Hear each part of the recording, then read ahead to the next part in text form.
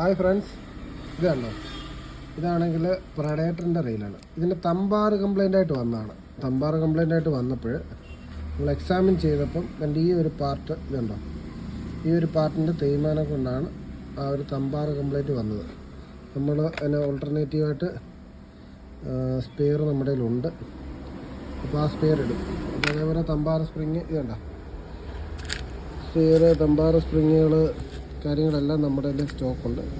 Bike കാസ്റ്റിൻ്റെ ഈ പറയുന്ന പ്രഡേറ്ററിൻ്റെയൊക്കെ കംപ്ലൈൻറ്റുകൾ ഇങ്ങനെയൊക്കെ ഉള്ളതിൻ്റെ സ്പെയർ അവൈലബിൾ ആണ്.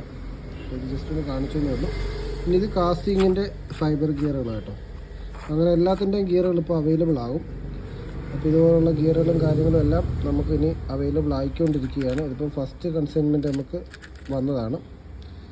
ഇനിയുള്ള ബൈക്ക് കാസ്റ്റ് സർവീസിങ്ങുകളിലൊക്കെ സ്പെയറുകൾ മാക്സിമം നമുക്ക് അവൈലബിൾ ആക്കാൻ പറ്റും.